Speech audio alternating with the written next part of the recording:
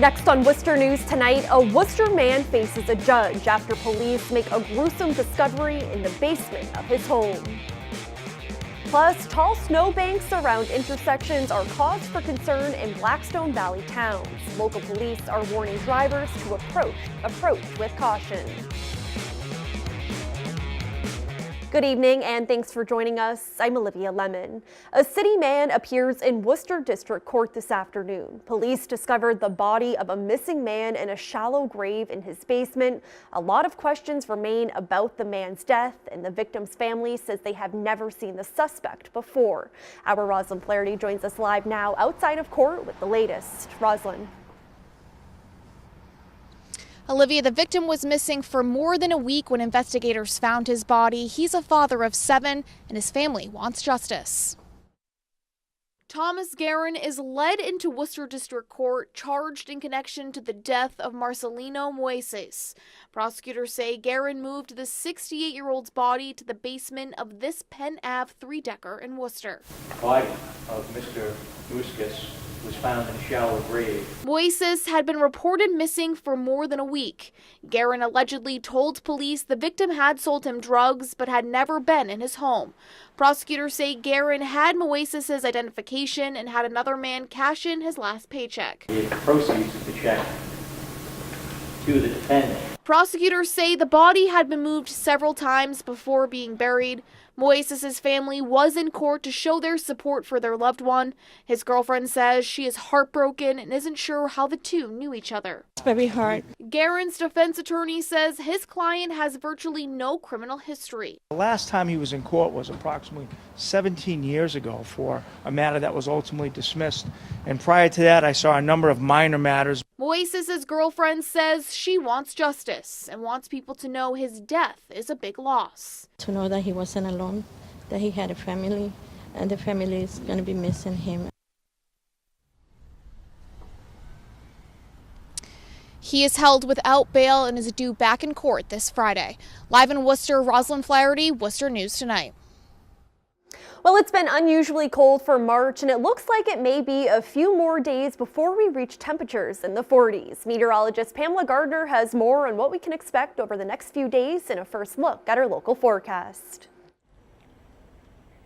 Well, good evening. We have cold temperatures among central New England here, and we will continue to stay in this cool pool of air at least for one more day. Yesterday, we had a high temp of 25 degrees in Worcester. The normal high this time of the year is now 40 degrees. By the end of the month, our normal high temperature, March 31st, around 50 degrees. So soon, we will eventually see these spring-like temperatures, but not for tonight, as lows will bottom out again in the single digits and low teens across parts of Worcester County. 9 degrees for the low in Worcester, the wind from the west-southwest, and that's going to continue into tomorrow with a high of 23 degrees and 20s all across southern New England. Your school day feels like forecast. Icy cold, 3 below tomorrow morning at the bus stop. Kids need the hat and gloves and make sure your skin is covered. Recess, still cold, 8 degrees, and chilly for the after-school forecast. Winter coat necessary, a chance for an isolated flurry passing by, and 10 degrees under a fair sky in between the flurry chance. More on our snow shower potential and when we'll see those spring temperatures in your 10-day. And another cold night in central Massachusetts means the snow here isn't melting too much. In areas like the Blackstone Valley, it's piled high, making it tough for some drivers to see around corners or at intersections. Our Chandler Walsh joins us now with more on what crews are doing to clear the snow. Chandler. Olivia, highway departments say they were able to clear the roads pretty quickly after this most recent storm, but the residual work to make things safer for drivers and pedestrians like kids walking to school is taking longer. Highway departments in the Blackstone Valley are still digging out from this week's winter storm. It dumped more than a foot of snow in towns like Douglas and Millbury, blocking some sidewalks and creating high snowbanks. All the snow gets pushed from the center of the road onto the sidewalks, and unfortunately, they take a back seat to having the roads open for public safety. and then we jump onto the sidewalks after the roads are all done. We got to get rid of it because we don't want car accidents or sightline visibility. The larger snowbanks can make it difficult for cars to enter traffic at intersections. In Douglas, there isn't much extra space for crews to dump the snow. The highway department hauls it off-site, but the process takes time. My phone's ringing off the hook because you can't see around the corners of vehicles oncoming traffic. Douglas Police Chief Nick Miglianico says the snowbanks can pose dangers to both drivers and pedestrians. He says they luckily haven't had any car accidents, but traffic isn't running as usual. Have had some calls at intersections with the snow piled up and blocking the view. Chief Miglianico says drivers should exercise caution. What I would recommend is they take a little time pulling out, and if there's not a clear view, they should call the police department or the highway department, and we can get them down there. In Millbury, the DPW is also breaking down snowbanks and clearing sidewalks days later.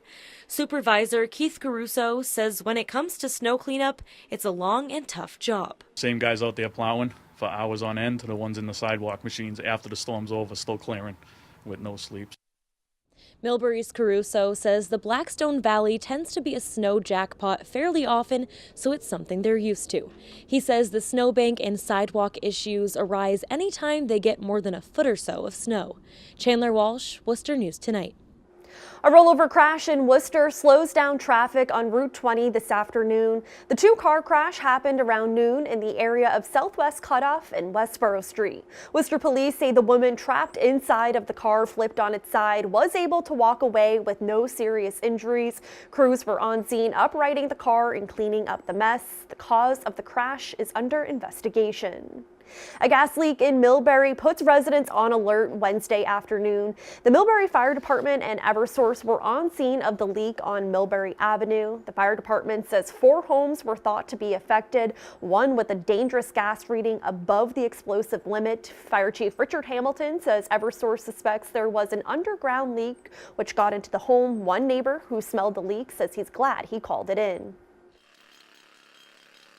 Anything could have happened. You know, my house could have, caught fire, could have blown up. I know there was a lot of tragedy that happened in Lawrence, so it's crazy to think that something like that could happen here, and glad it didn't. Being above the explosive limit actually is helpful too because it won't explode, but as the levels drop down and something in the house could spark it, electric switch, refrigerator turning on, there's so many automatic things in the house that it could have triggered an explosion.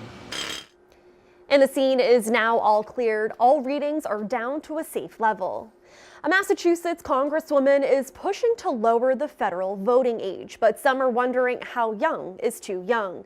Congresswoman Ayanna Pressley says 16-year-olds contribute to their communities by working and paying taxes, so they should have a say in electing leaders. Our Brittany Schaefer spoke with people locally to see where they stand on the issue. Brittany. Olivia, a political science professor at the College of the Holy Cross, says it would get younger people involved in politics, but the question is whether they are involved enough in the community. The last time we did this was in 1971 on the 26th Amendment. Massachusetts Representative Ayanna Pressley introduces an amendment to a government reform bill being considered this week. It calls for lowering the voting age from 18 to 16 in federal elections. It's early on in the process, and so I think it'll be interesting to see. It's probably a healthy conversation to have. Alex Hindman is a political science professor at the College of the Holy Cross. He says there are positives and negatives with the proposal. It's one of those things that you think it might be in our best interest to expand the number of people who are able to vote and engage in the political process. There's the secondary question of whether those people are capable and invested in the society in a way that would make it worthwhile. And Congresswoman Pressley makes an interesting point on the gun control issue and on other things. Students are more engaged, and so that's the countervailing point. Pressley says about 2 million people ages 16 and 17 were employed in 2018 and paid taxes. City officials say the move could increase voter turnout. I think it would be very beneficial. The city of Worcester has already have a similar initiative trying to get everybody who is 16 years of age pre-registered, and since this discussion started about allowing 16 years of age students to participate in the electoral process, it would be even better. I think that would certainly increase civic awareness and get more young people involved. So I think it's certainly something that should be looked at. Heinemann says Presley's amendment is getting a lot of attention, but says it'll be a while before there are any permanent changes. I think the fact that they're trying to do this in ordinary legislation, good debate, good policy question to have. It's going to be hard pressed maybe to get through the process. And if the amendment passes, states would be required to allow 16 and 17-year-olds to vote in federal elections beginning in 2020. Brittany Schaefer, Worcester News Tonight. The federal government is working to shut down an unlicensed radio station in Worcester. The U.S. Attorney's Office says the radio station run out of the Christian Praise International Church is operating illegally.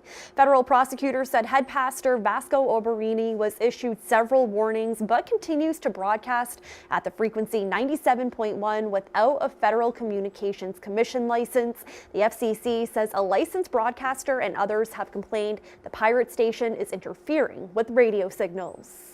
And a Worcester nursing home is on a federal government list of the worst performing facilities in the country. Worcester Health Center is one of only 2 facilities to appear on the Special Focus Facility Initiative watch list in Massachusetts.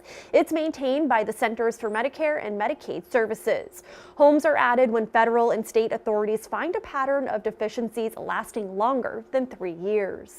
A special certificate ceremony Wednesday honors 9 inmates at the Worcester County House of Corrections. They recently completed a prison education program. Bridges to College provides inmates with the skills they need for college and the workforce after they are released. Today they receive certificates in plastics processing and injection molding. The students have worked through almost 80 hours of instruction classes modified for the correctional setting. There's a lot of evidence that shows if you set foot on a college campus, if you get any college education, your likelihood of committing a crime or recommitting a crime drops 90%. So when we had the opportunity to partner with Mount Wachusett Community College, bringing college courses inside the Worcester County House of Correction, we jumped at the opportunity. And the Bridges to College program started in 2015. Today is Ash Wednesday, which marks the first day of Lent. The day comes 40 days before Easter on the Christian calendar. Christians who observe Lent often use it as a time of prayer and penance. In Worcester, dozens gathered at the Cathedral of St. Paul. Bishop Robert McManus says today is a day to celebrate the start of the Easter season and share a message of peace. The church offers 3 disciplines. It says to pray more, to fast, and to give alms to the poor, to help people less fortunate than ourselves. So it's really a time to step back from our ordinary routines and to take a spiritual accounting of who we are before God and our neighbor. And this year, Easter falls on April 21st.